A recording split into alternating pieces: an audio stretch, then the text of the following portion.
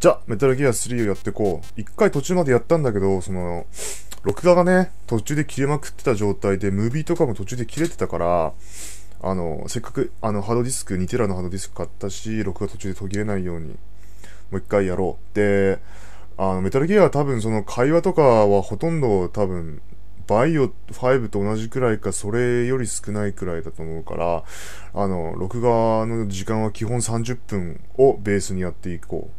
15分だと多分ね、ほとんど何も会話とか取れないまま終わりそうな気がするから、とりあえず30分を目安に。あと15分だとやっぱりアップロードする、何回もアップロードするのめんどくさいし、プレイリストとかを整理するときも、ちょっとめんどくさいんだよね。って考えたら、やっぱり、30分で区切っていこう。30分を目安。ニューゲーム、何を入れればいいんだ？これ難易度じゃないよな、まさか。I like Metal Gear Solid 3。1、2やったことないから3にしとくか。ここで選べんだ。ノーマルだね。スタンダード。ハードは Confident Player。Extreme for Action Game Expert。何これ European Extreme。これ。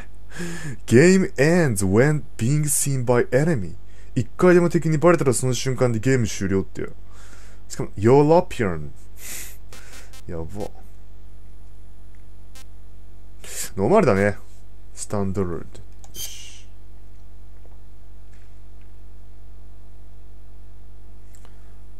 このオープニングが何回見ても鳥肌立つんだよな。After the end of World War II, the world was split into two, East and West. This marked the beginning of the era called the Cold War. 俺が読む前にスネークさんが読んでくれた。やっぱこの5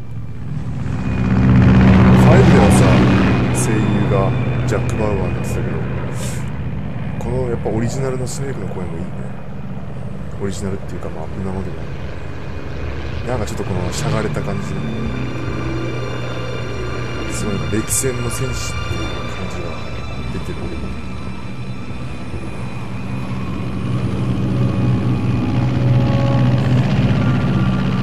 最初にピースオーバーやろうかなちょっと迷ったんだけど、やっぱり3はすごい面白かった記憶があるから。 Approaching Soviet airspace. 20 minutes to drop off. Commencing internal depressurization. Equipment check. Arm main parachute. All right. You ready to go? Drop zone still showing a high pressure mass. Cab okay. Cab okay. Good. We've got high visibility. これ何回も見たなこれ。いやこれ一回最初録画した時にですね、このオープニングの部分だけを何回も見た。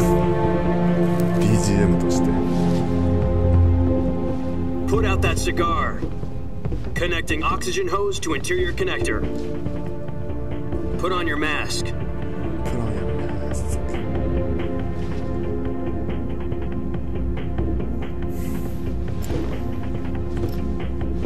Does this panty waste know what he's doing? Panty waste. 今んとこメタルギア3 Approaching release point.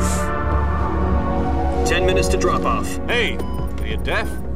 He said put out the cigar and put on your mask.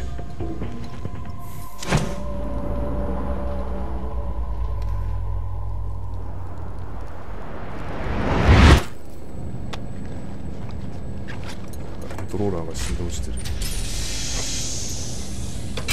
Depressurization complete.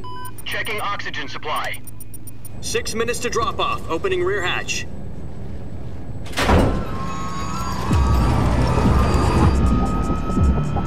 すごいコントローラーが振動してる。Sunrise.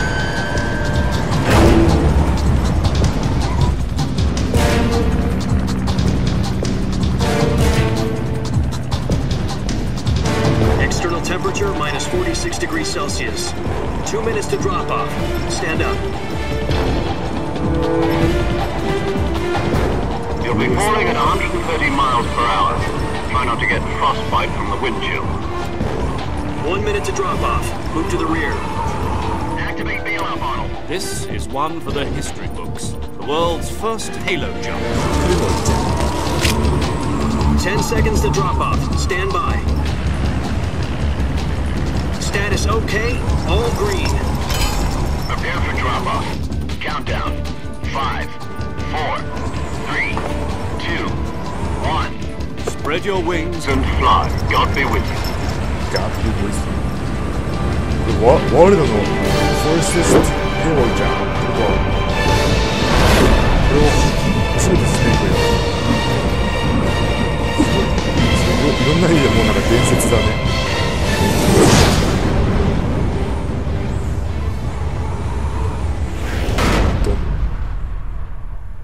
いやなんかこう一つ一つのすごい演出にセンスを感じる。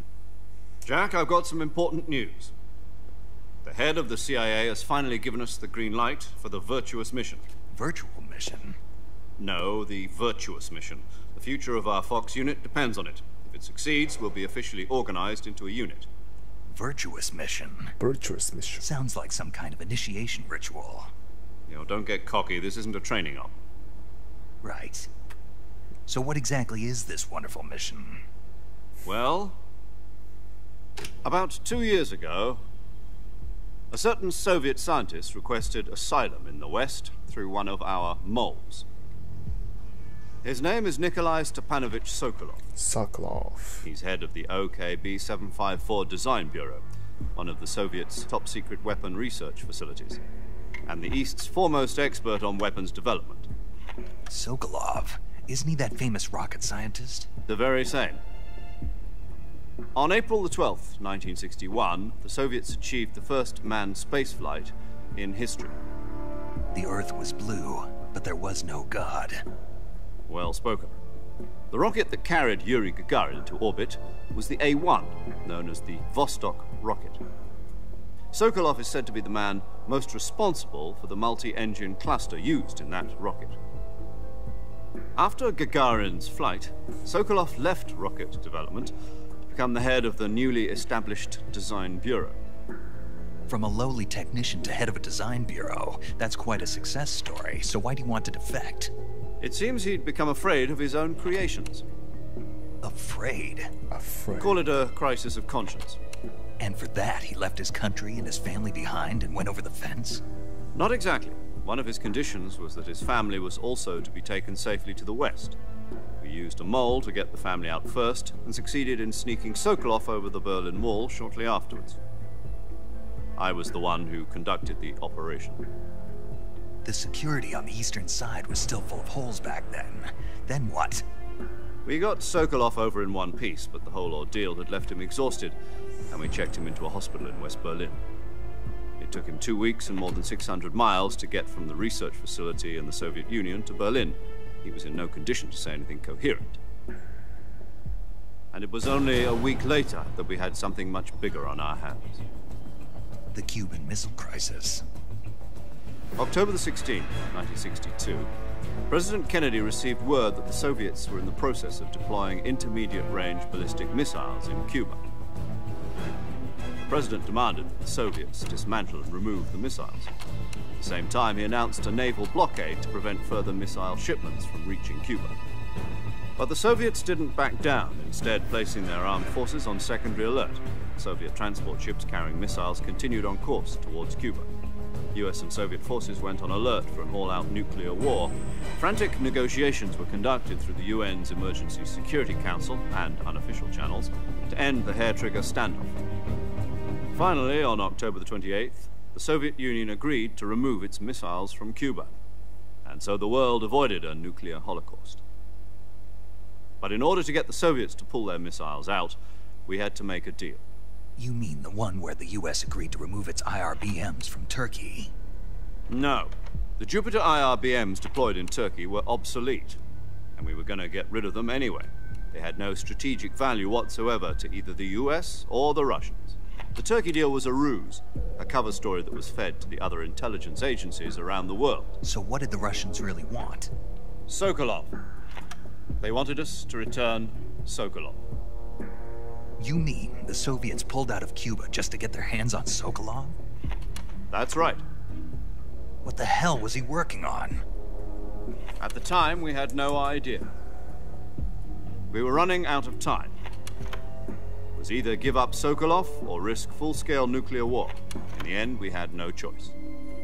President Kennedy gave in to Khrushchev's demand. The next day, I got Sokolov out of the hospital, handing him over to agents on the eastern side. Sokolov kept on screaming, "Save me," until he disappeared from my sight. Then, a month ago, we received some new information from one of our moles. About Sokolov? Yes. He was taken back to the research facility and forced to continue working on the weapon in question under KGB supervision. What's more, it's on the verge of completion. So what kind of weapon is it? Something to do with space rockets? No, missiles. Same technology. I guess you're right. We don't know the details, but it appears to be a new kind of nuclear device. For half a year now, the Soviets have been conducting frequent nuclear tests at Semipalatinsk. Something to do with the weapon, I assume. We're talking about a secret weapon so big that Khrushchev was ready to pull out of Cuba to get it back. Is Sokolov still in the facility? No. According to our intelligence, he's in Selino-Yarsk, a place in the mountains about 3 miles to the west that's known as the Virgin Cliffs. The Virgin Cliffs. Nice name for a virtuous mission. They moved him there just recently. Why? Apparently, they're conducting a field test of the weapon, but it's our best chance to get him back. This mission would never have been possible if he was still in the research facility. This is our last chance. Sokolov must have known that too when he contacted us. 素晴らしい。99% は理解できる。まあ一回やったからな。でもやっぱここら辺覚えた単語っていうのがバイオ5でもいっぱい出てきてるってことに気がついた。ファイルとか。ODL とかね。ここで理解しておかなきゃ分かんなかった。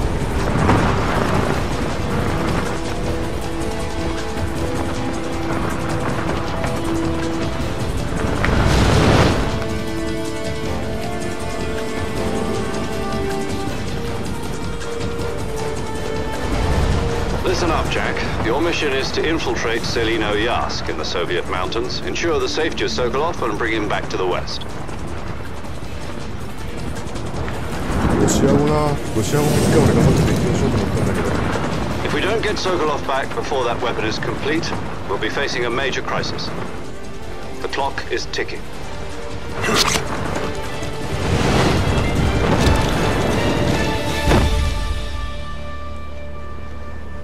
Once we've confirmed the rescue of Sokolov, stand by at the recovery point. A recovery balloon will be dropped at that point. Helium will be pumped into the balloon to inflate it. The process takes about 20 minutes. Once it's complete, the gunship's arm will latch onto the balloon and pull it up. The Fulton surface-to-air recovery system. I'm familiar with the theory. Take it easy. It's been combat-proven. Do you think Sokolov is up to it? The shock will be less than during a parachute jump, and the arm can handle up to 500 pounds.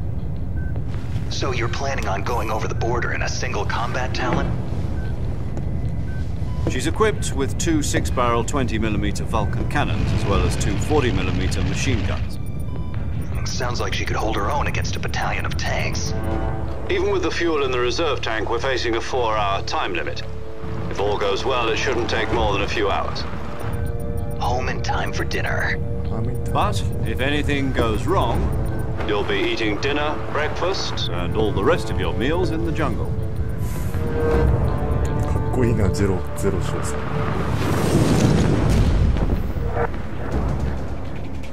いやーなんかオリジナルって感じだわ。5な、あれをスネークじゃなかったもんな。まあちょっとそれは残念だけど、これこだ、ちゃんと本当のスネークだ。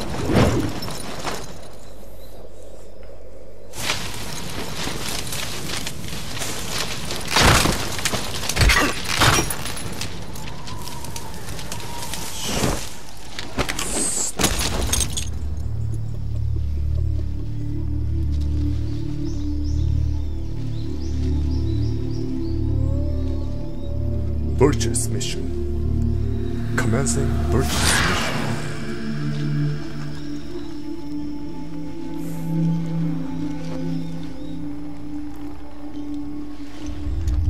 レステ2のゲームとは思えない完成度の高さだよな、このメタルギアソリッド3スネーク。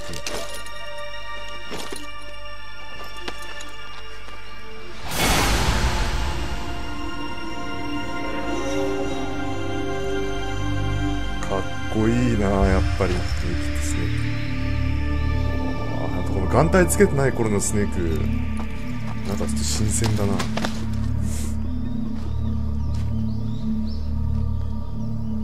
もう眼帯がトレードマークみたいになってるけど、スネークといういいね、これはこれで。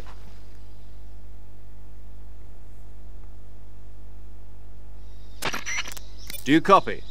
You're already in enemy territory, and somebody might be listening in. From here on out, we'll be using code names to refer to each other. Your code name for this mission will be Naked Snake. I'll be referring to you as Snake from now on. You're not to mention your real name. Snake? Well, you don't like snakes? What do you mean? Well, you've eaten one before, haven't you? In survival training. I'm glad to hear that. I don't know if I'd ever order one in a restaurant, but... Be careful, you might not have a choice. What about you, Major? What should I call you? Let's see. I'll be Tom. Call me Major Tom. Tom. This will be a sneaking mission. You must not be seen by the enemy. You must leave no trace of your presence. Is that clear? Clear. This kind of infiltration is the Fox unit's speciality. In other words, weapons and equipment are procured on site. That goes for food as well. You're completely naked, just as your name implies. Great. Now I see why you asked me if I like snakes. I suppose calling me Snake was your idea of a joke, too. No. There's a good reason for that. I'll tell you later when the time is right. Gotcha. Getting back to the subject, how exactly am I supposed to feed myself? You've been issued a knife and a tranquilizer gun. Use them to hunt for food. You'll also find some medical supplies in your backpack.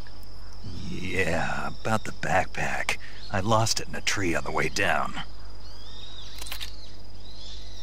I see. Well, you'd better go back and get it then.